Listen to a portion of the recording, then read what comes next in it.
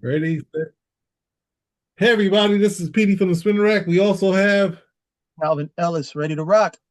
It's Actually Happening. We saw the teasers. The aliens are finally making it to Earth. Alien Earth from FX is coming up. Got any thoughts on this? Are you happy? Are you sad? What's going on? It better be good. That's a good point. Ready, set, and let's go.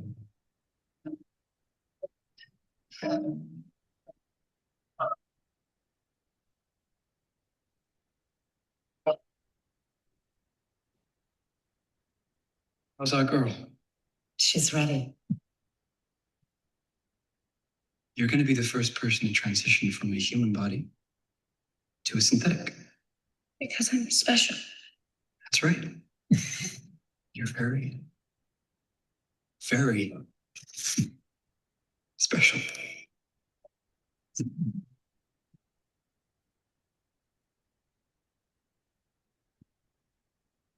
Uh-oh. Ah, they did it. I knew they would. Ship. We can do it. We're fast. We're strong. We don't break.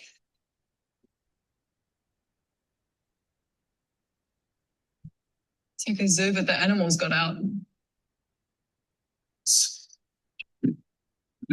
Five different lifetimes from the darkest elements of the universe.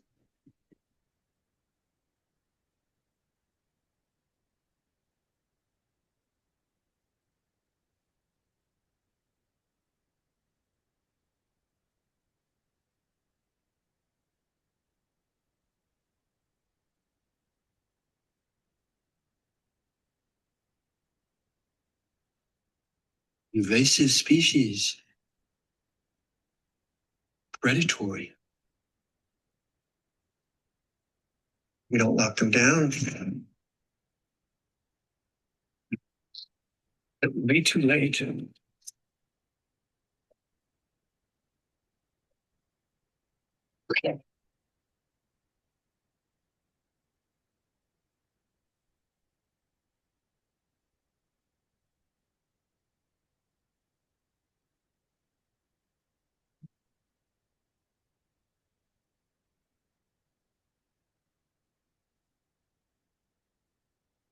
All right, what do you say?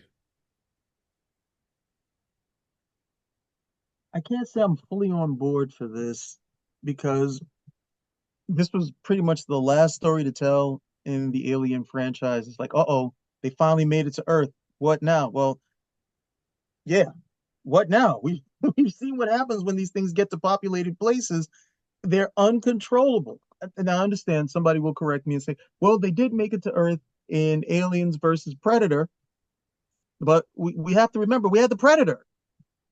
The real reason why these things never really got out of control was because of the Predator. The Predator came there and cleaned up and helped. It really did the heavy lift and cleaning stuff up at the end of the day. So that's probably going to be my biggest concern. Aside of that, the visuals look good, and I can't say that the choice in actors is an unwise one from what I'm seeing unfold right here. But for me, this is effectively the last story that you can tell in the rather in the Aliens franchise once they make it to Earth. There shouldn't, I mean, they should cause such havoc on Earth that Wayland and Tani should never. These people should never want to get near these things again. But as with everything, we will see. I think having they're starting very similar, so you get to see all the same locales. Then later you get to see some military stuff, but in a totally different landscape. So with the bunch of locales and whatnot, there is a lot of story that you can tell. The hard part is that you're gonna,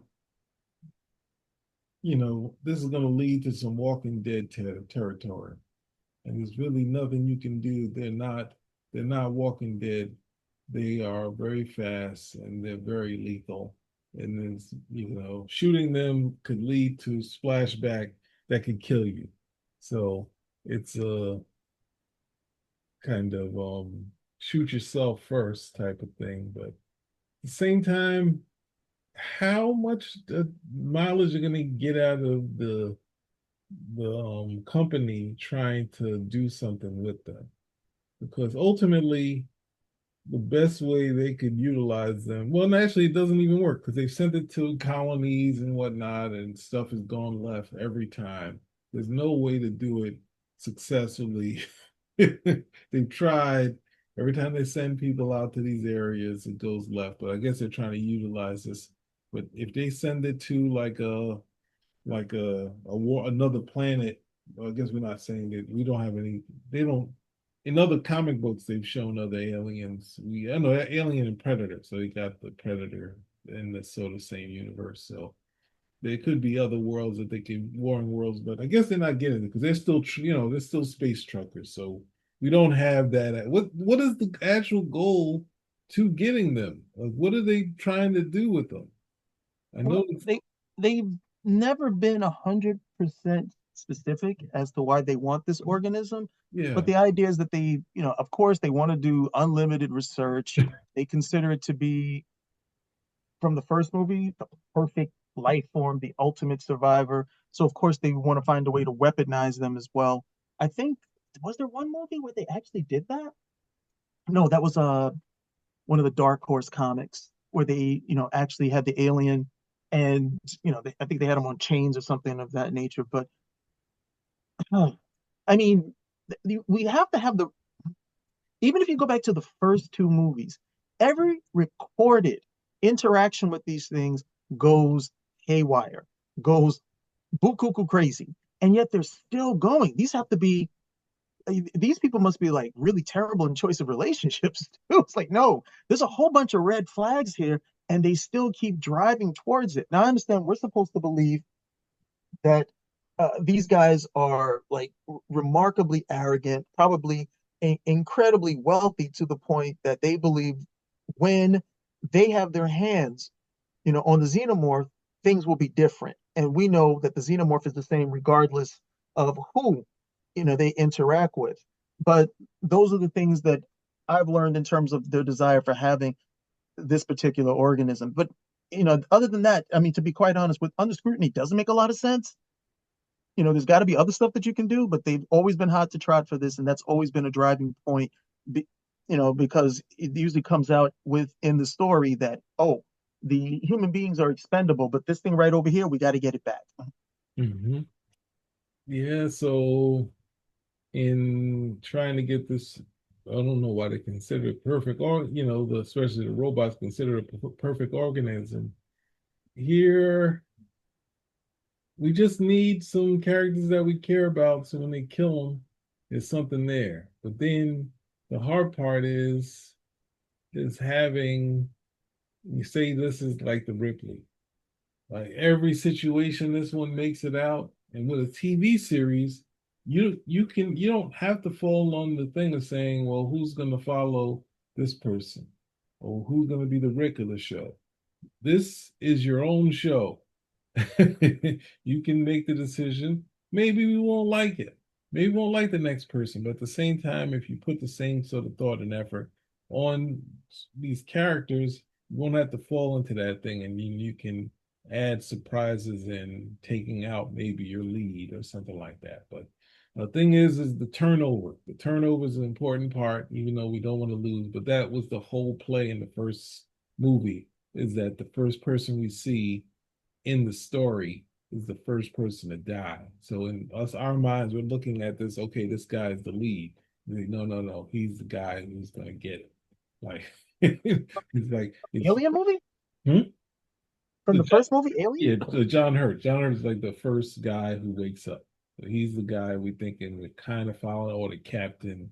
And I thought the other guy was the lead. The guy with the beard. I can't yeah, remember his name. that's the captain. So you got the captain. So you can pick one of the two, but as we're following this, this guy wakes them up, it's probably important. But then you also have the captain, and then you're not really, taking in Ripley as going to be someone that's going to be the last person standing. It Well, is you knew it wasn't going to be Yaphet Kotto. well, the fact that Yaphet Kotto made it as long as he did, he made it, and he brought a lot to it. And he's one of the best actors that ever do it. But at the same time, he lasted as long as he did, longer than the captain. um, and he had a good plan. The only problem is the girl got cold feet, and she lost it. So Oh, she crashed out. she was totally out of it, and he, he wasn't gonna be party to taking her out with the creature. And but yeah, we had this thing where we had a mix where we didn't get the people that we're expecting.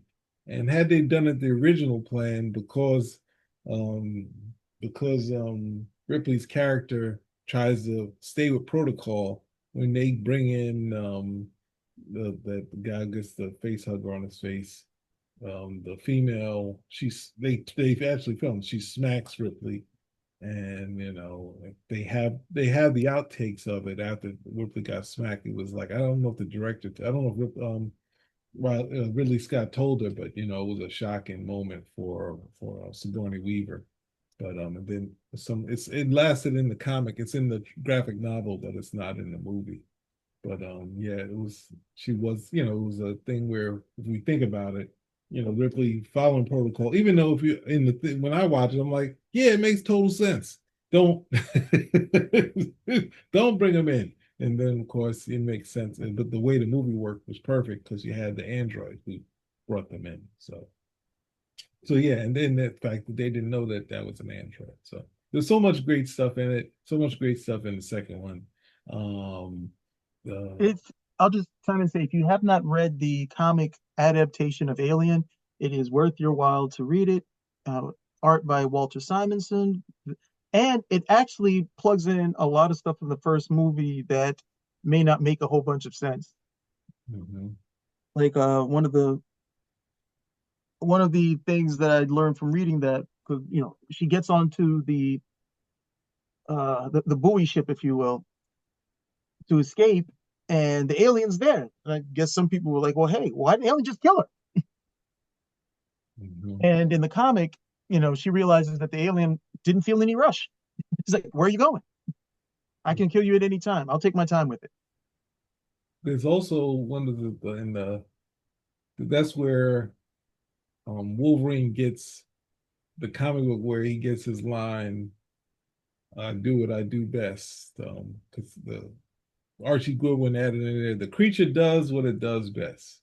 And Byrne said, he said Claremont saw that and he said, "I'm just going to do what I do best." And then it got reversed. I'm the best at what I do. So he found a way to own it. So anyway, there's a lot of expectations on this. Don't just run it. I mean, yeah, have as much interpersonal interaction as you can, but then that's enough that we care about them. And you got these guys to care about, but not the company can be like Paul Reiser, and that was a good part in Aliens that Paul Reiser was still with the company, and he was able to do some devilish thing where you say, "Oh, I can't stand them." So you can do that stuff, but not if you're going to try to do it in a soft way, where you're going to try to, you know, like I always go to the the Planet of the Apes cartoon, which was kind of very soft, and they would kind of say, "Hey, we find this book of ABCs and proof that there was someone before them," and say, "You guys need to figure out how to survive in this thing because bringing a book of ABCs is not enough to change a whole society." It's like, well, you're right. You're right. There was something before us. We have to now work together. No, that's not how things work. But yeah. Uh, No, we're going to suppress that information and kill you. so but yeah, it will be good to see if the graphics are up. What's going to play out in these scenes? The alien's going to be, we're going to have an alien in the daytime scene. We're going to have an alien in the, scaling the building or something like that. There's options for you to do. That was the hook of having the But it's prison going to be plan. Hmm? scary. That's the other thing, because this is going to be a series, and I know the first movie tilted more towards horror, and the second movie more action. Mhm. But both of them, when the aliens come over, there's a sense of dread that you have for these characters. So I hope they keep that, throughout. I hope they keep that throughout the series. I think that's one of the things that has been lacking with the last Alien one was pretty. I thought was pretty good, but once we got to say like Prometheus, forget about Aliens versus Predator. That's just a straight action movie, both of them. But once you get to like the Prometheus stuff, it was less about any concern for the characters and more that the biggest and creepiest threat was the android. Well, they also that was a bigger problem of saying that Android got insulted and then decided to take down man. And it's just like, at least HAL in 2001 did things on its own volition.